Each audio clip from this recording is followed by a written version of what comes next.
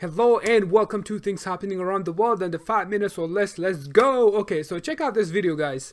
Israel is reporting that they vaccinated half of their population. And I'm going to guess it's the Jewish half. Okay, I know, confusing, but I'm going to explain this. Give me a few minutes. So you know how a few days ago when he made this joke, a lot of people were angry, that he made anti-Semitic joke, but there was some truth to it. By that, let me share it with you. So Bernie Sanders, he tweeted earlier saying that is the occupying power Israel is responsible for the health of all people under its control. It's outrageous that Netanyahu would use spare vaccines to reward his foreign allies while so many Palestinians in the occupied territories are still waiting. So he shared a New York Times article, and then I went to check that article. In that article, it stated that the move has angered many Palestinians because it suggests that Israel allies are greater priority in the Palestinians living under Israeli control in the occupied territories, almost all whom have yet to receive a vaccine. Almost all, and more than half of Israelis got their vaccine, and almost all of Palestinians has yet to receive their vaccine, according to the New York Times. Listen to this. The reason the Palestinians are angry is because of this. Israel has pledged at least twice as many doses to faraway countries as it has so far promised to the nearly 5 million Palestinians living in the West Bank and Gaza Strip. This is crazy. How are you going to send vaccine to such people far away from you, to your aides, while your own people living under your government, you're not giving it to them? This is one of the worst type of oppressions I ever seen, and I wish more people could speak against it.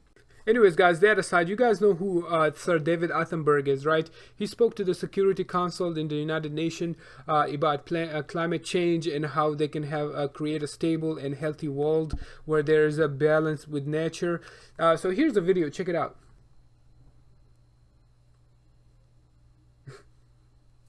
Unfortunately, this is not true because more of the... And put a value on nature that goes far beyond money. And through global cooperation, we may achieve far more than tackling climate change. We may finally create a stable, healthy world where resources are equally shared and where we thrive in balance with the rest of the natural world.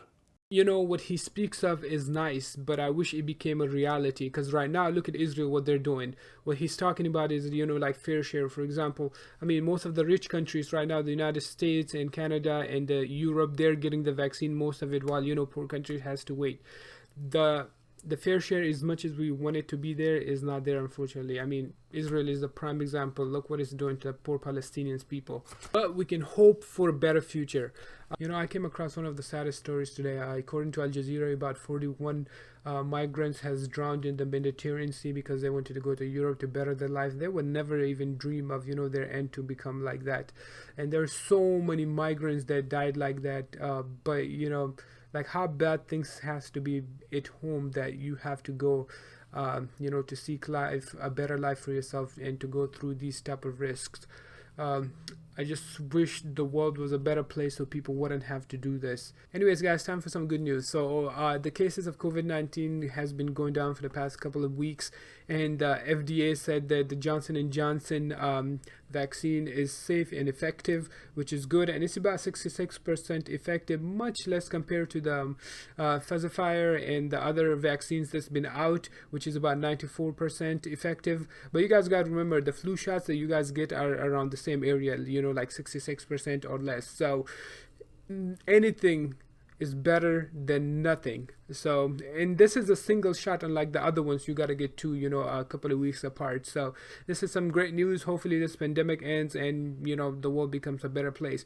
Anyways, guys, I know a lot of depressing stuff, but as always, thank you for tuning in, and don't forget to tune in tomorrow. Till then, peace out.